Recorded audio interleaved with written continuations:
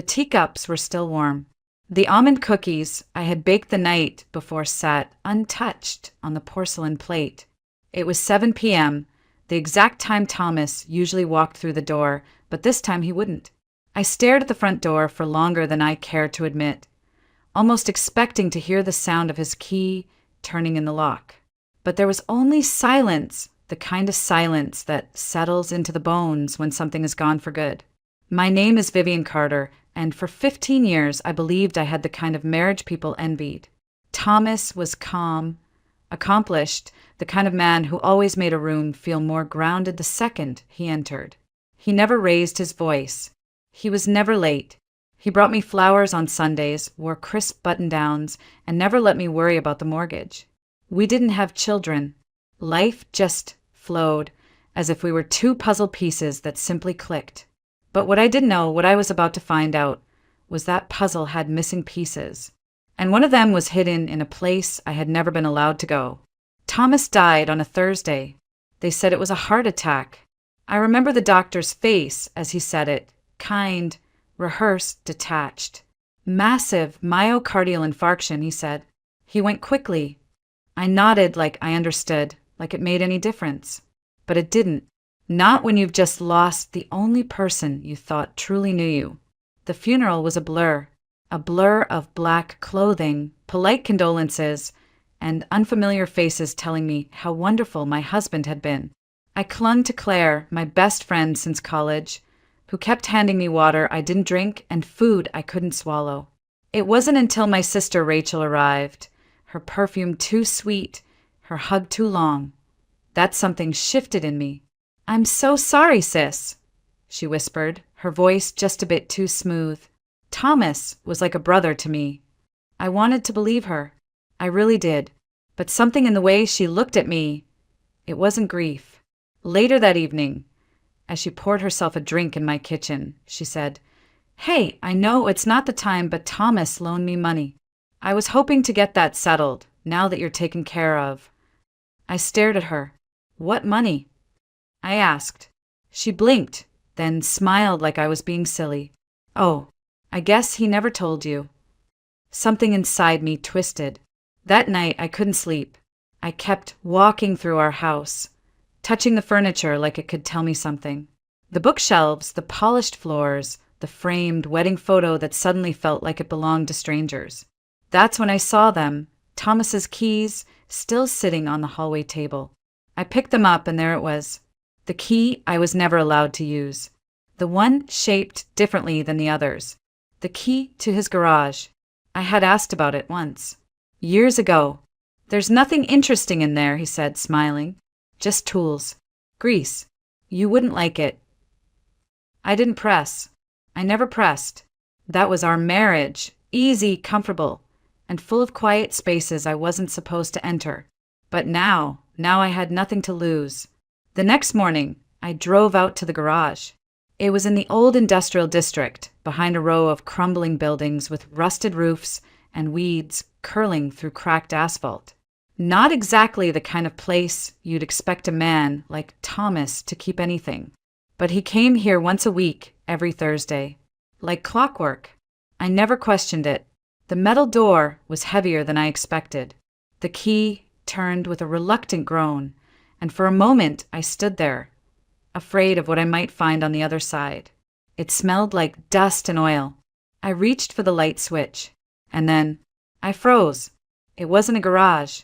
It wasn't tools or boxes or car parts. It was a shrine to a life I never knew existed. I took a slow step inside.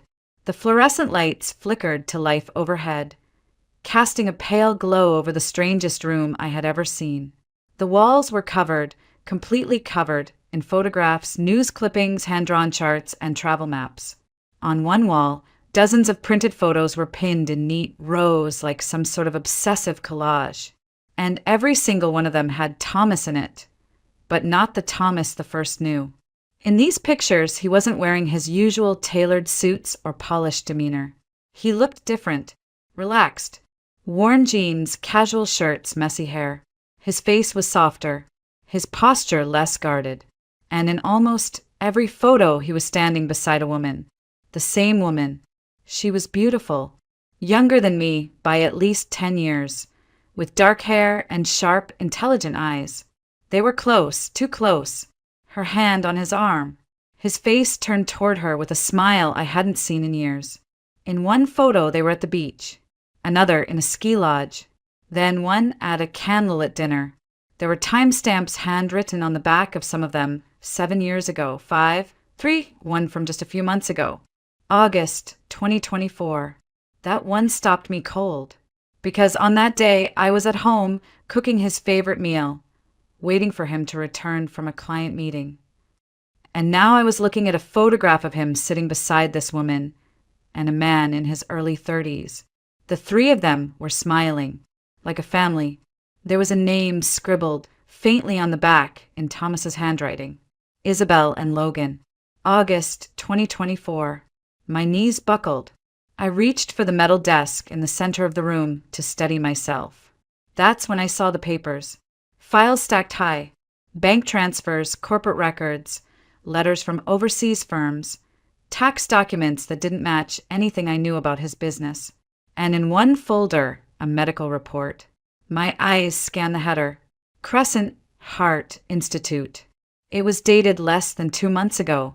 I found Thomas's full name printed at the top, followed by a diagnosis I could barely pronounce: ischemic heart disease. Stage 3, risk of cardiac arrest, high. He knew he was dying.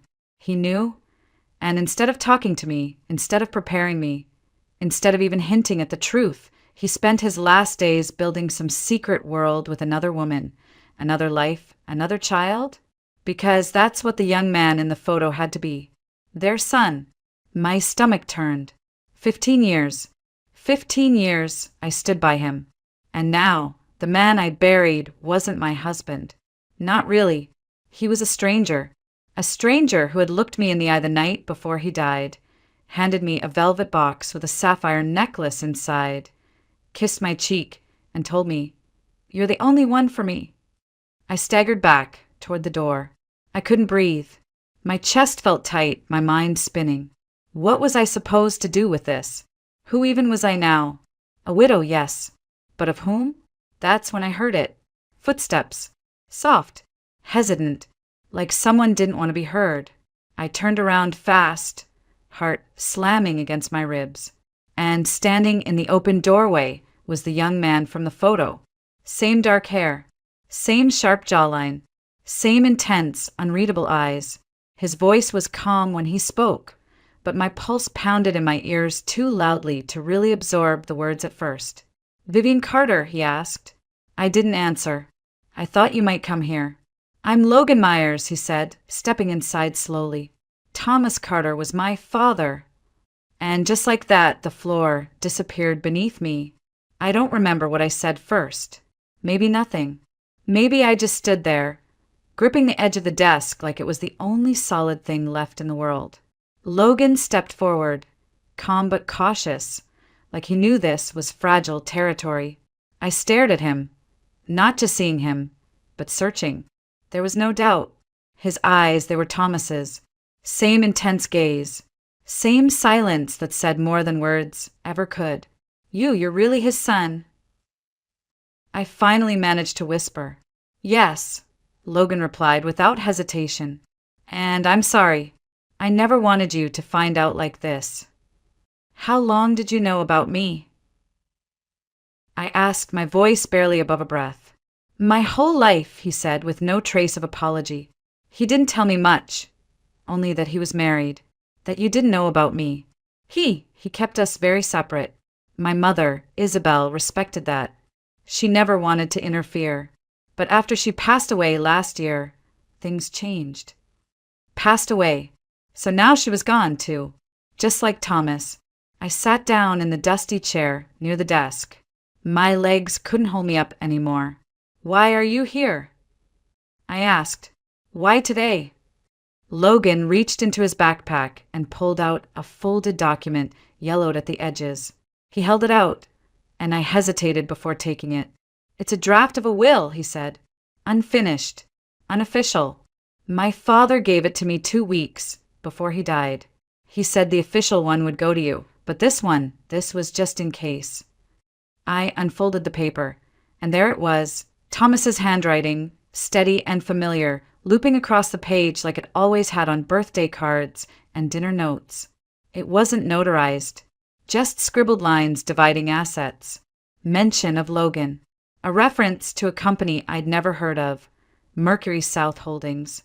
And one more thing, access to remaining documents secured in office vault. Code linked to personal item gifted to V. I froze. Personal item. Gifted to me. The necklace. The sapphire necklace he gave me just 2 nights before he died. That wasn't just a gift. It was a key. I touched my collarbone instinctively, though the necklace wasn't there. I had left it at home, tucked in its box because it felt too heavy to wear. Now it felt even heavier. What is Mercury South Holdings? I asked, still scanning the document. Logan took a breath. One of his private firms. Not public. Not on paper. He used it to move money. Internationally.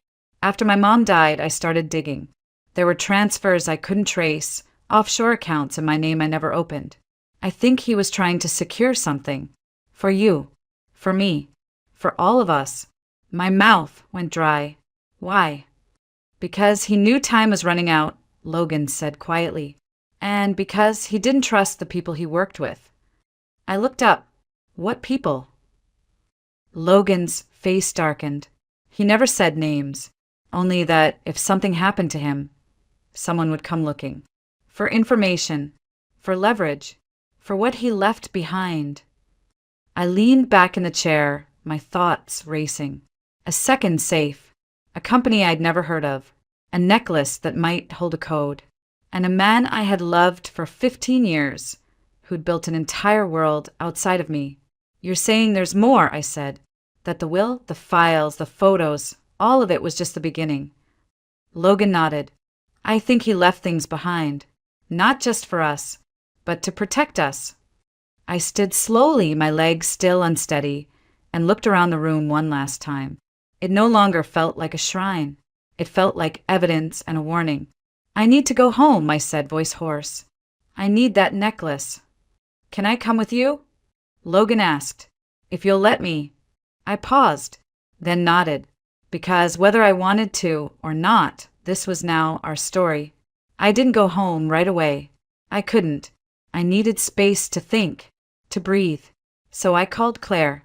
Within 20 minutes, I was on her couch, hands wrapped around a mug of tea I wasn't drinking, the sapphire necklace sitting on the table between us like a live grenade. Claire didn't ask questions. She never did, not until I was ready. And when I finally told her everything about the garage, the photos, Logan, the will, she didn't say, I told you so.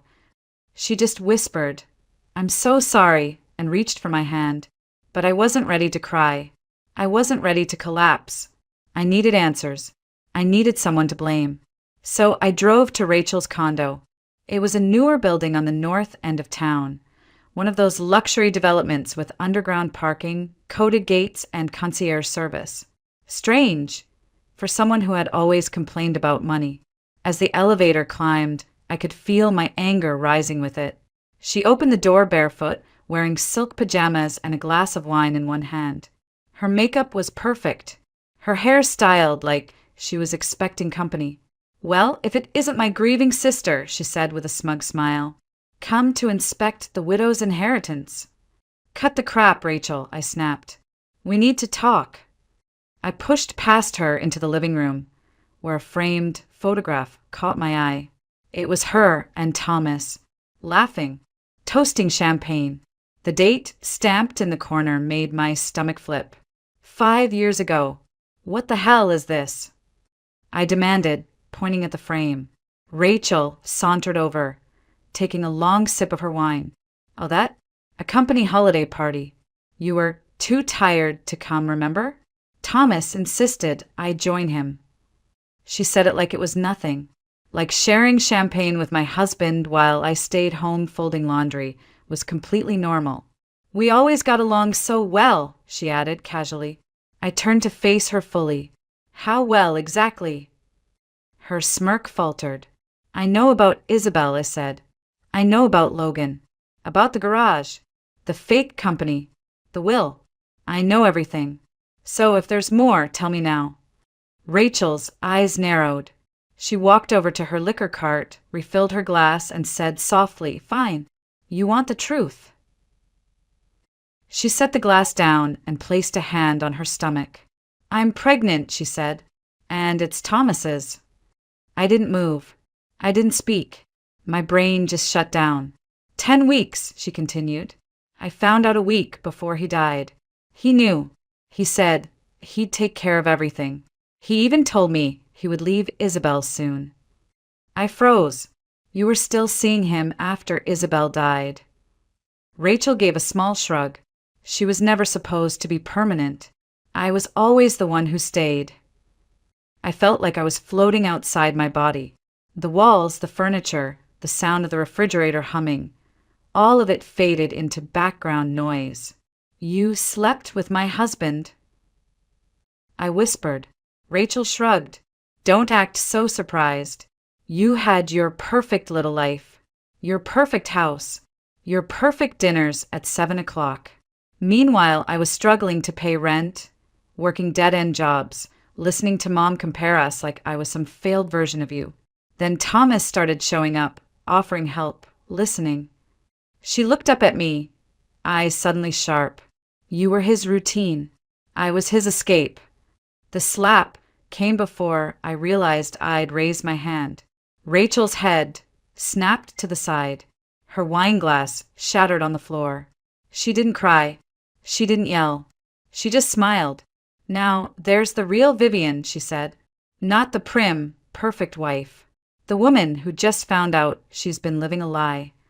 I turned away, breathing hard, hands trembling. "Why didn't you tell me?" I asked, quieter now. "Because you never would have believed me," she said. "You always thought I was jealous. And maybe I was. But this wasn't about you. This was about me finally getting something for myself." I shook my head. "You didn't just take something. You stole everything." She walked closer, her expression suddenly unreadable. "Say what you want, but that baby growing inside me, he or she is your family, whether you like it or not." My throat tightened. I wanted to scream, to break things, to rewind time. But instead I said, "I'll honor what Thomas left in his will. Not for you, for the baby, because they didn't ask for this mess." Rachel blinked. Her voice softened for the first time. "You mean that?" "I don't know what I mean," I whispered. "But I know this. I need to leave." I walked toward the door, ignoring the glass crunching under my shoes. My fingers trembled as I grabbed the handle. "Behind me," she called out. "You think I'm the worst thing Thomas did." I didn't answer, because I wasn't sure anymore. I didn't go home that night. I couldn't bear to step into that house with its carefully arranged dinnerware and untouched bed. Instead, I returned to Claire's, clutching the sapphire necklace in my fist like it might burn a hole through my skin. She didn't ask where I'd been. She just opened the door, looked at my face, and said, "You need sleep." But I couldn't sleep, not when every room in my mind was crashing inward. The next morning, Logan picked me up in his car. "Claire came too," she insisted. "You're not going into your husband's secret vault without backup," she said, tossing her coat over her shoulder. Thomas's office was in a high-rise downtown. He'd always called it just a satellite space when I asked somewhere to take private meetings, he'd said. I never once set foot inside. But Logan had a key card. "I'm listed as a co-owner," he said, scanning us through security. The receptionist barely glanced up. Thomas had built a life so compartmentalized, it never needed explaining. The elevator ride felt like years. At the 14th floor, Logan led us to a glass-walled office with cold, modern furniture and no trace of warmth. Not a single photo of me. No framed memories. Just sleek surfaces, gray walls, and a subtle scent of cologne I hadn't smelled before. "There!" Logan pointed to a large, abstract painting mounted behind the desk. "The safe's behind that." I reached into my bag and pulled out the necklace. My fingers found the small clasp. I twisted it counterclockwise. Click! A hidden compartment popped open on the back of the sapphire pendant. Inside, a thin metal plate no larger than a SIM card. Numbers were engraved along the edge. Logan took it carefully and slid it into the keypad on the safe. A low beep, then a soft whir. The door opened. Inside were stacks of documents, a sleek black flash drive, a small wooden box, and a single silver key attached to a tag that read, Bank Safe Deposit Federal Trust. Logan pulled out the documents. Contracts, transfers, financial statements. Some of these names, they're international banks. He wasn't just hiding money, he was moving it. Offshore. Fast. I picked up the flash drive, but didn't plug it in. Not yet. Then I opened the small wooden box. It was a ring, a simple gold band with a small diamond. My breath caught in my throat. It wasn't mine. Inside the band, an inscription, and always. Not V. Not me. N for Isabel. Jesus, Claire whispered beside me. Logan looked away, jaw tight. He bought her a ring, I said, my voice barely audible.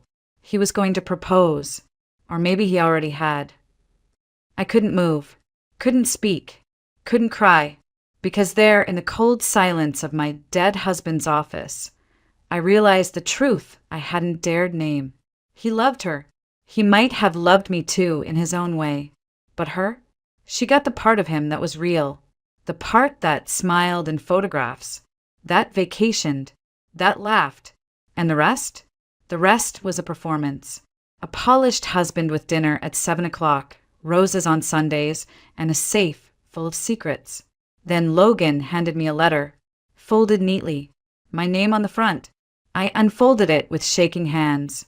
Vivian, if you're reading this, it means I'm gone. I'm sorry. I never had the courage to tell you the truth, to say out loud what I should have said years ago. I was selfish. I built 2 lives because I couldn't give up either.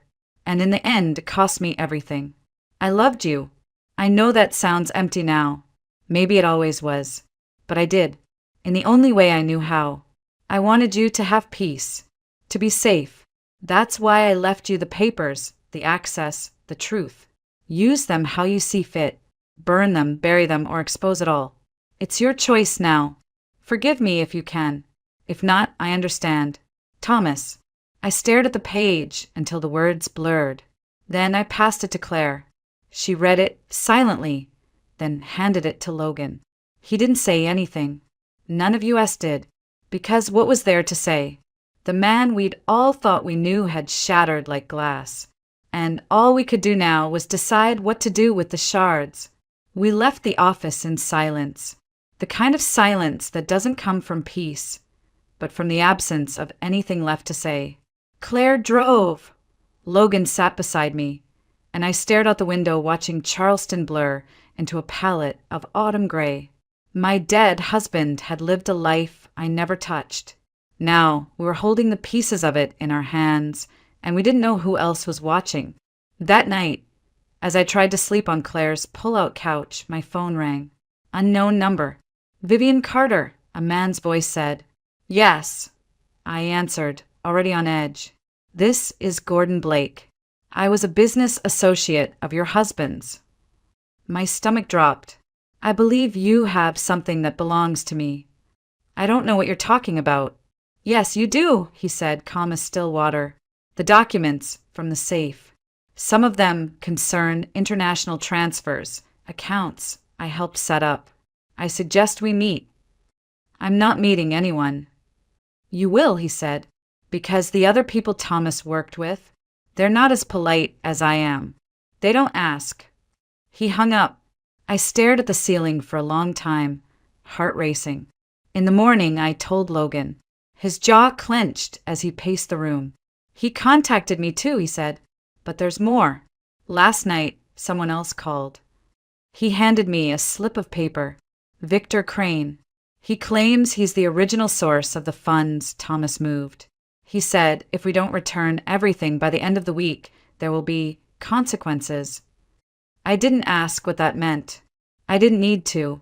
Logan pulled out the silver key from the safe. We still have the deposit box, he said. Whatever's inside might help explain who really owns what. But do we really want to open another box? I asked, trying to keep my voice from cracking. What if all it does is make things worse? Claire sat beside me. Then at least you'll know. The not knowing, it's what's killing you. She was right. So we made a plan. First, the bank. Then, if things still didn't make sense, we'd find someone who could tell us the truth. Thomas had to have had a fallback. A contact. Someone who knew what the hell he was involved in. That's when Logan said, "There's a name my mother mentioned once.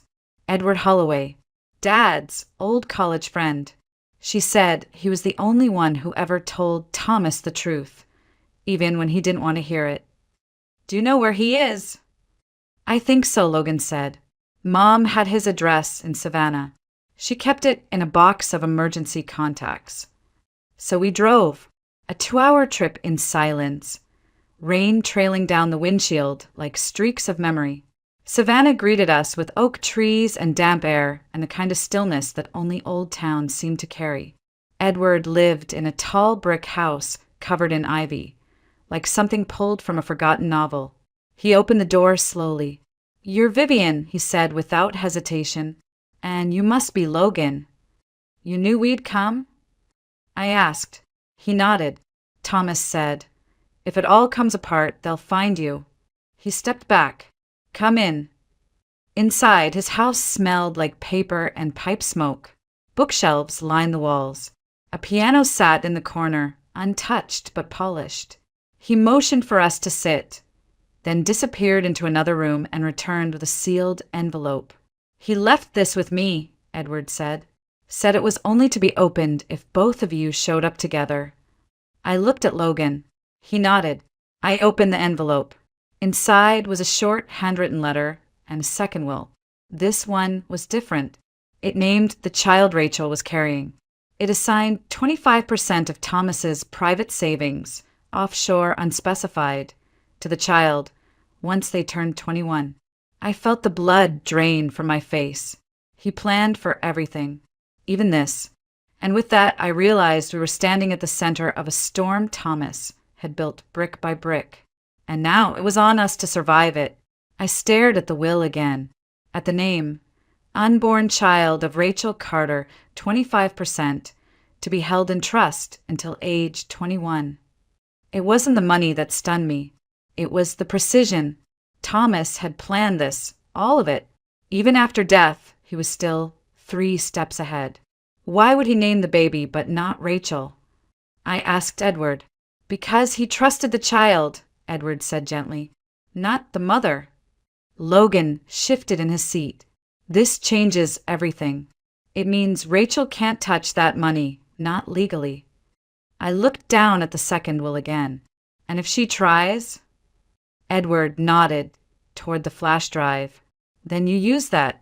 From what Thomas told me, it contains detailed records of every transfer, every partner, every crime they committed to build this thing. If they push you, you push back." Claire exhaled beside me. "You have leverage." For the first time since Thomas died, I didn't feel small. I didn't feel like the woman who'd been lied to, cheated on, and left with broken pieces. I felt like the only one left holding the blueprint, and that was power. Logan leaned forward. "Vivian, I think it's time we stop reacting. We need to make a move, before Gordon or Crane does." I nodded slowly. "We go to the bank." We drove back into Charleston before noon. The Federal Trust building sat nestled between a law office and a historic inn, discreet and unassuming. The kind of place you'd walk by 100 times without noticing, until it mattered. Claire stayed in the car. "Just text if it gets weird," she said. "And if they don't let you in, cry. Nobody says no to a woman crying at a bank." Logan smiled at that. I didn't. Inside, the vault manager looked at the silver key, checked my ID, and raised an eyebrow. "It's been years since anyone accessed this box," he said. "It was registered under a corporate shield, Mercury South Holdings. He led us into the basement, past layers of security doors and concrete. The air grew colder, the silence thicker, and then we were alone with the safe deposit box. He handed me gloves. "Standard procedure," he said. "We'll give you privacy." The door closed behind us. My fingers hovered over the lock. "Ready?" Logan asked. "No," but I did it anyway. The key turned smoothly. The box slid out. Inside wasn't cash. No passports. No burner phones. No stacks of untraceable bills. Just one manila folder and a photograph. The photo was of Thomas, Logan, and Gordon Blake, standing in front of a black SUV, arms crossed, laughing. And behind them, Victor Crane. I stared at the photo for a long time. They weren't just business associates, I said. They were a team. Logan opened the folder. Dozens of signed agreements. Shell company registrations. Payoffs. And one document marked Crane Blackmail Insurance in bold red ink. It wasn't just leverage. It was a loaded gun. "Thomas kept proof," I whispered, "of everything." And in that moment, I understood. He hadn't just left me a mess. He'd left me a weapon. Now it was my choice who to aim it at. We didn't go home. We went to the lawyer. His name was Marcus Doyle, and he'd represented my father's estate years ago. Straightforward, discreet, and allergic to drama. I told him everything. Almost. Not about the affair. Not about Rachel. Just the parts that mattered legally. The documents, the threats, the offshore accounts. He didn't blink. "Do you want to press charges?" he asked. "No," I said. I want insurance." He nodded. "Then we'll copy everything. Digitally. Physically. Store backups in 3 locations. One here. One with you. And one with someone not connected to you." "I know just the person," Claire said, smiling grimly. We spent hours scanning files.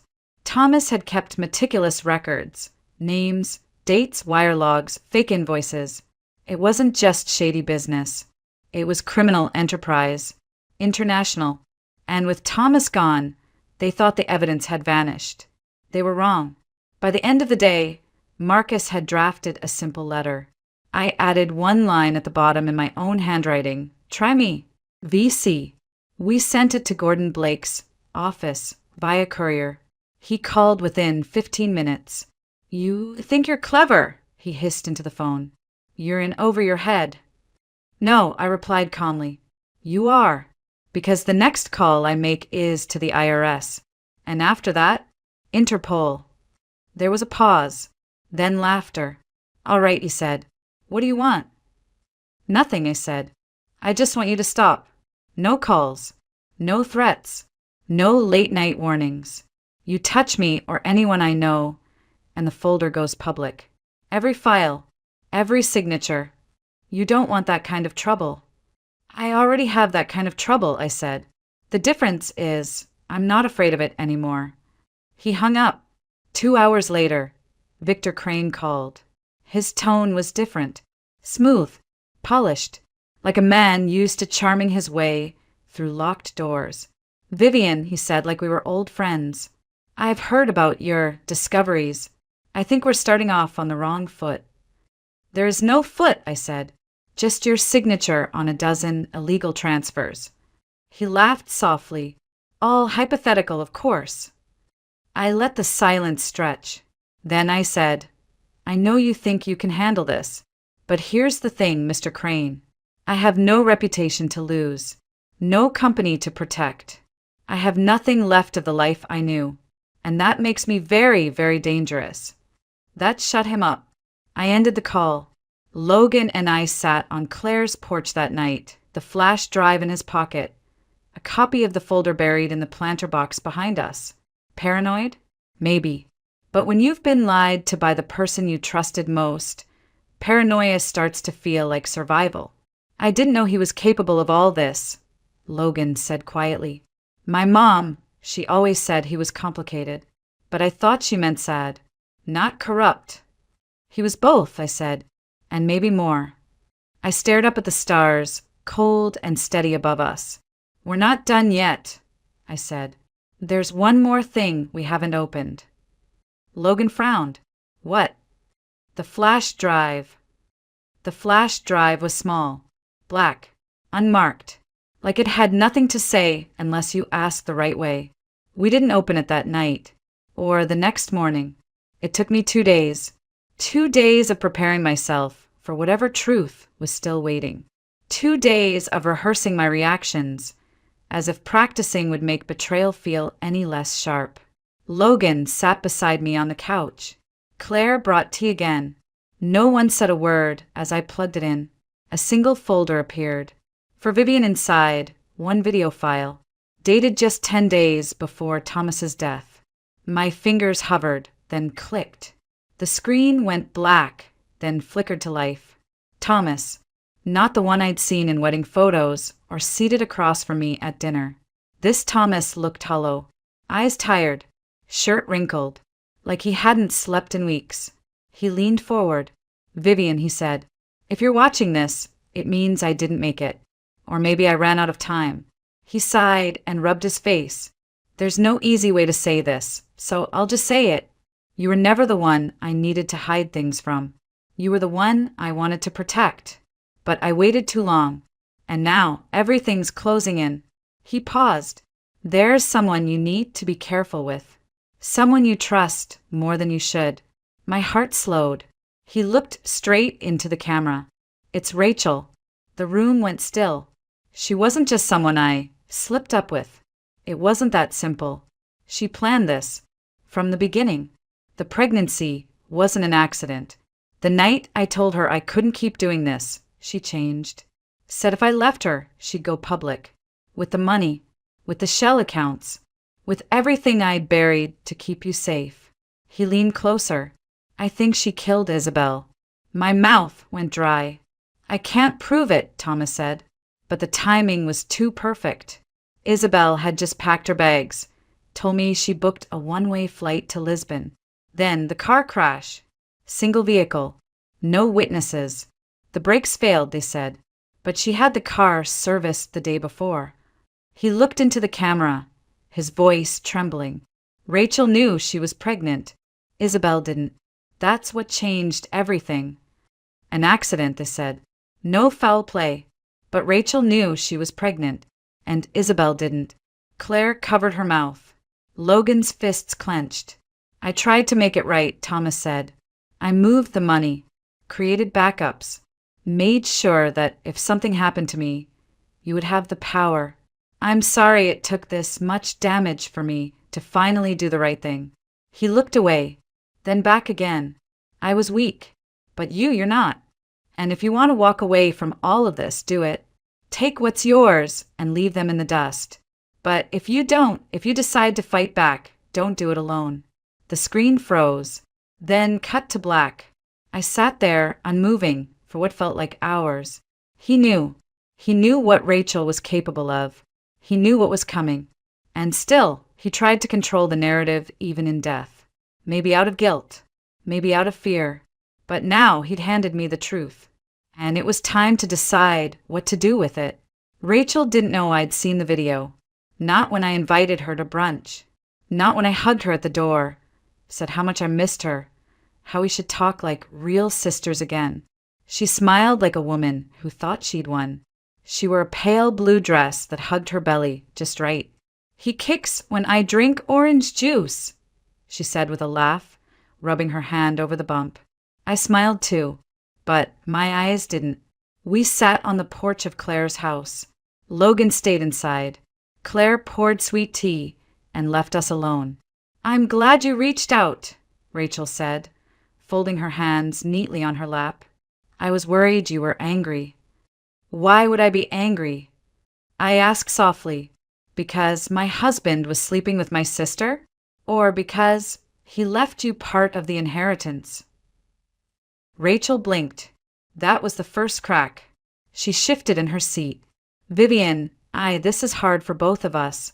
Thomas was confused, torn. "But he loved you." "No," I interrupted. "He didn't love me. He pitied me." Rachel flinched. I leaned forward. And he feared you. Her face stilled.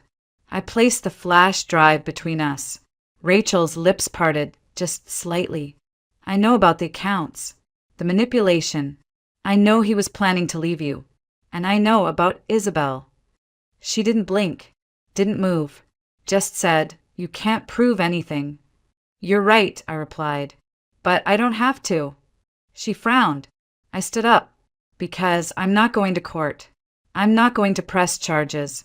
I'm not going to fight for some half-baked justice system to fix this." I looked her straight in the eye. "I'm going to walk away and leave you here with everything you thought you wanted. The money, the child, the lies." Rachel stood up too. "You think that scares me?" "No," I said, "but it will." Then I turned and walked inside where Logan was waiting. Later that afternoon, I met with Marcus Doyle again, handed him the flash drive, a signed affidavit, and one instruction. "If anything happens to me, it goes to the press. All of it." Then I went home, to the house I once shared with Thomas. It was quiet now. Still, I walked through each room, touching the backs of chairs, the door frames, the cracks in the floorboard we never got around to fixing. I opened the closet, packed one suitcase, left the rest. When I reached the garage, I locked the door behind me. Not because I was hiding anything, but because I wasn't coming back. 1 week later, I boarded a flight to Colorado. Fresh air, new name on the lease, a tiny cottage near the mountains. No secrets, no safes, no more pretending. Just me, Vivian Carter, widow, survivor, not the woman who was lied to, but the one who turned silence into power.